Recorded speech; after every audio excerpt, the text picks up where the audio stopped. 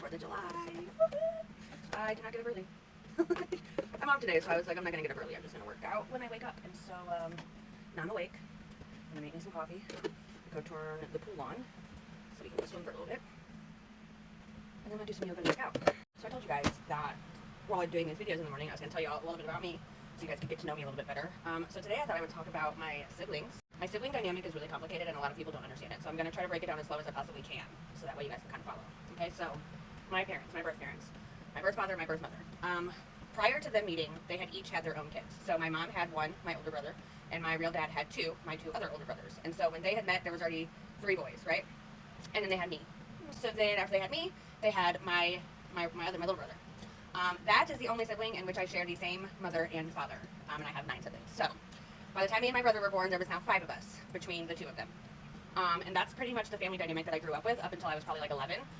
It was just the 5 of us. And that kind of changed when my parents got divorced. My mother remarried, but she never had any more kids because she had her tubes tied when she was married to my real dad. And so once they split, for the sake of this conversation, the story, we're going to say that he was married because it's just easier. They were together long enough, they might as well have been. So he got remarried to a woman who, again, had 2 children prior, a boy and a girl. So now we have 7. We have 7 kids, 5 boys, 2 girls. They ended up having 2 of their own. Now we have 9. 6 boys, 3 girls. I'm the eldest daughter, and if any of you guys know what that's like, it's fucking hell. I want to say I was probably 13 when I made the decision to stop going to spend time at my real father's house. We had a not great relationship, especially once my parents got divorced.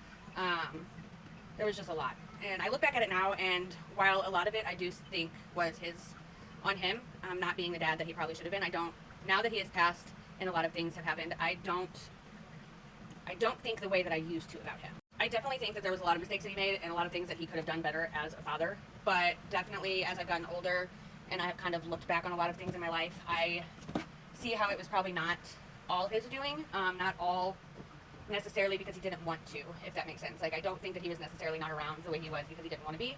I think for him, a lot of it came down to just not being worth the drama. And again, as I've gotten older, I get it. Like I said, I do think that there was things that he could have done better, but I feel like we all could do things better. But yeah, when his wife died, I don't even know how long ago it's been. It's been 15 or more years probably. When his wife died, that's when things really got bad. He kind of flipped and changed a little bit, not a little bit, he changed a lot about who he was and packed up all my siblings and moved half of them to Arkansas. And so now they live there. I don't see them very often. I do see them, but not as often as I would like, which is ironic because my two youngest siblings, and then my sister Ashley, those are the 3 siblings out of all of them that I actually keep in touch with. Out of 9 of us, I talk to 3 of them. And that's kind of sad when you think about it, but again, when you are an eldest daughter, shit's a little bit different. So my youngest sibling is in her 20s. My oldest sibling is approaching 50. So we are spread the fuck out. But I am the closest with the two youngest, and then my sister Ashley, who is not even my sister by blood. Her mom and my dad were just together. So she's not my blood sister, but she's been my sister basically my whole life. Even before my dad and her mom got together, her mom and my mom were friends. So like I grew up with these 2 since they were babies. Like I was there when they were born. I watched them their whole lives. And so even though she's not technically my blood sister, she is probably one of the closest siblings I have as far as keeping in touch with. My brothers I don't speak to. I talk to my baby brother and my baby sister, but as far as my other brothers go, I don't really speak to them. My 2 oldest brothers, I speak to them when I'm in Arkansas. Like I'll see them, I visit, but we don't talk outside that. Like if I'm not in Arkansas, we don't speak. The 2 brothers that live in Missouri, 3 brothers I guess I should say that live in Missouri, I don't talk to. One, just because we weren't close whatsoever growing up. He is the brother of the sister I'm really close with, so it's not that we don't get along. We don't have a lot of things in common. We're not really that close. But my other 2 brothers that actually live in Missouri, I don't talk to them. Nope. Here's the thing. I hope they're well. I hope they get things in life that they want. But I have no interest in speaking to either one of them. It's ironic because these were the 2 that I lived with my whole life up until I moved out of my house. These are the 2 brothers that I grew up with. I grew up in the same house with. It's funny how you can grow up in the same house but live 2 very different lives. It's funny how you can grow up in the same house and have very different thought processes or morals. And I said this the other day, I like people individually, but I hate people in the masses. But the thing is, even though I hate people in the masses, I'm never going to judge somebody for their beliefs. I'm never going to judge somebody based on who they vote for. I'm never going to judge somebody based on what religion they choose to follow. I'm never going to judge somebody based on their personal preference. And in my mind, religion, politics, things like that, that is a personal preference, okay? Point blank period, that is your choice, that is your preference, that's none of my fucking business. But unfortunately, not everybody thinks that way, and there are a lot of people that are, oh, if you don't think exactly like me, you're wrong, and I want nothing to do with you. And so I just have nothing to do with it. And I gotta tell you, I'm more at peace for it. I always tell you growing up, blood's thicker than water. Family's the most important. You gotta stick with family, and you know what? Fuck that. I'm breaking that cycle, because yes, family is important, but fuck that. If my family, no matter who they are, disturbs my peace of mind, disturbs the life that I'm trying to create for me and my children, disturbs the happiness that I have built over the years, you do not belong in my life. Don't let the door hit you where the good Lord split you, because I don't fucking care. I decided a couple years ago that my mental health and my peace is more important than anybody or anything, including family. And so, yes, I have 9 siblings. 9 siblings. Yes, I only keep in touch with 3 of those siblings. I think the worst part, okay, it's not even the fact that, like, I don't see my brothers and I don't speak to them. That I can deal with, because I have a brain that once you're out of my life for a while, I'm okay. It might suck not having you there, but I'm okay. I'm gonna move on. I'm gonna live my life.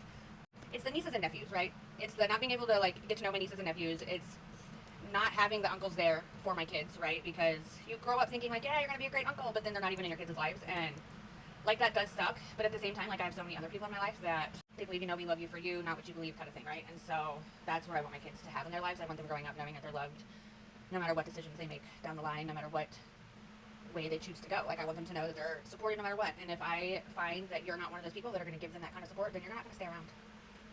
If you can't support me and my choices, I'm not going to allow you to even be in my kid's life to watch you try to destroy theirs. So yeah, there's your info for the day. Grew up a tomboy, still a tomboy, trying to navigate life as a adult woman. It's fun. You should try it. But on that note, I'm going to go do some yoga. I'm going to go work out. And then I'm going to go get in the pool for a little bit, because it's going to be another fucking hot one. I think today is the last day of the heat advisory, so luckily my house might stay below 80 degrees. Hopefully. It's so fucking hot. It's so fucking hot. I mean, I've seen people posting pictures of their houses being 90, and I don't have it that bad, so I should be thankful. But I'm rocking around 80 each day with this 100-degree weather feels like 112 bullshit. Like, even with my air going, it's just too hot for her.